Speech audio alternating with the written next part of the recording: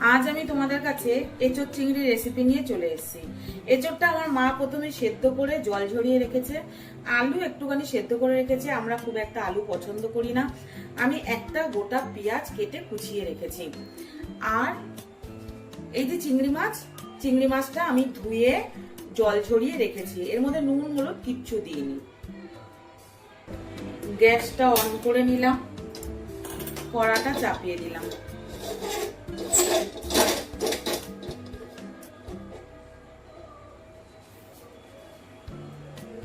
গরম হয়ে গেছে, আমি সর্ষের তেল দিয়ে দিলাম।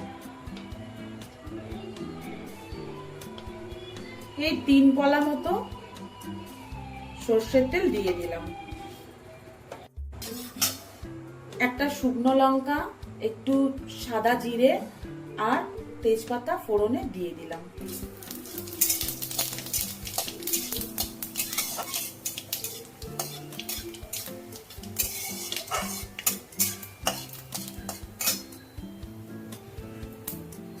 এর মধ্যেই আমি পেঁয়াজ দিয়ে দেবো।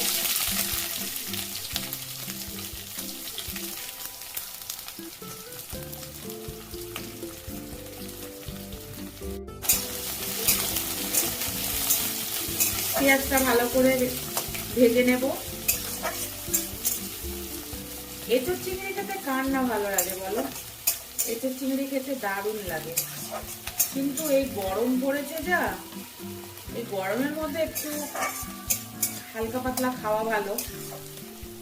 কিন্তু যতই হোক, এঁচোড় চিংড়ি বলে কথা, খেতে সবারই ইচ্ছা করে, সেই জন্য বানিয়ে নিলাম। আমিও একটু হালকার মধ্যেই বানাবো, খুব একটা বেশি মশলা বা রিচ করবো না, হালকার মধ্যেই বানাবো। একটা টমেটো কুচিয়ে রেখেছিলাম, দিয়ে দিলাম।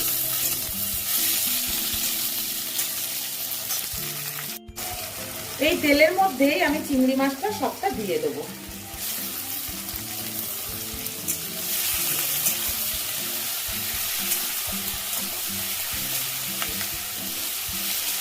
নুন আমি এখন দেবো না বন্ধুরা, তাহলে চিংড়ি মাছ দিয়ে জল ছেড়ে যাবে।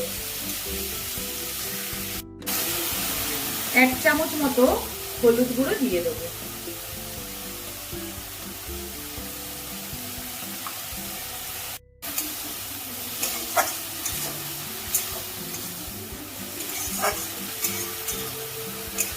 অনেকে তো অনেক ভাবে রান্না করো, একবার এই প্রসেসে করে দেখো, খুব টেস্টি হয় এটা। দেখো, যেহেতু আমি নুন দিইনি, সেরকম একটা জল বেরোয়নি।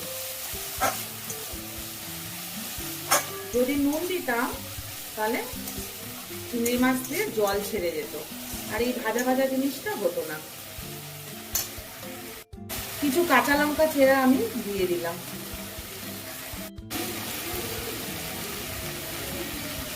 এক চামচ মতো রসুন বাটা দিয়ে দিলাম। 1 চামচের একটু কম আদা বাটা দিয়ে দিলাম।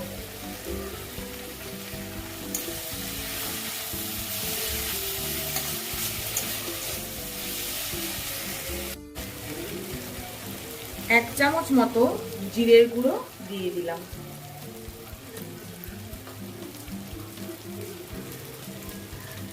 এক চামচেরও কম, 1 চামচ না, একটু ধনের গুঁড়ো দিয়ে দিলাম।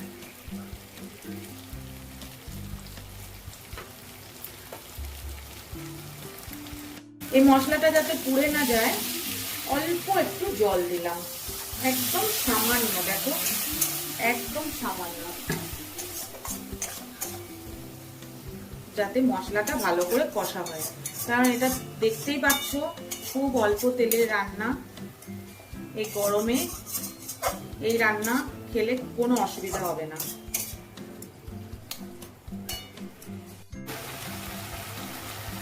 এক চামচ মতো গুঁড়ো লঙ্কা দিয়ে দিলাম। ভালো করে কষা হয়ে গেলে আমি এবার এই আলু আর এঁচোড়টা দিয়ে দেবো।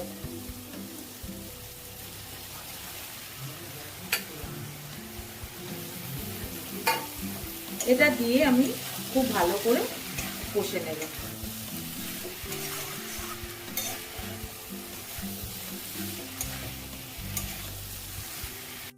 এই রেসিপিটা এঁচোড় ভেজেও দেওয়া যায়, কিন্তু আমি গরমের জন্যই এত তেল অ্যাভয়েড করছি। সেই 2 চামচ মতো নুন দিয়ে দিলাম।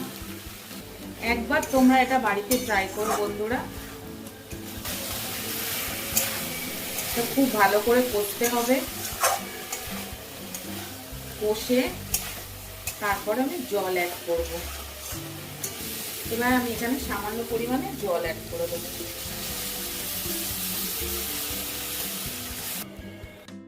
যেহেতু মা আগে এঁচোড়টা সেদ্ধ করে রেখেছিল, বেশি জল লাগবে না, অল্প একটু জলই হয়ে যাবে।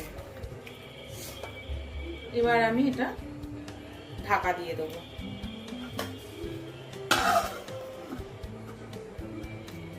ঢাকা দিয়ে 5 মিনিট রেখে দেবো। 5 মিনিট পর আমি আসছি বন্ধুরা। 5 মিনিট পর আমি চলে আসলাম।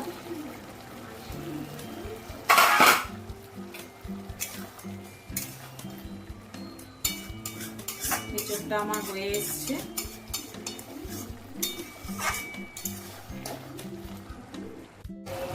সামান্য পরিমাণে গরম মশলা ছড়িয়ে দিলাম।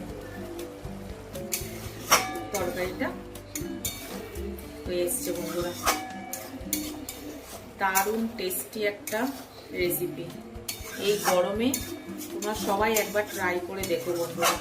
খুব টেস্টি একটা কম মশলার মধ্যে এঁচোড় চিংড়ি।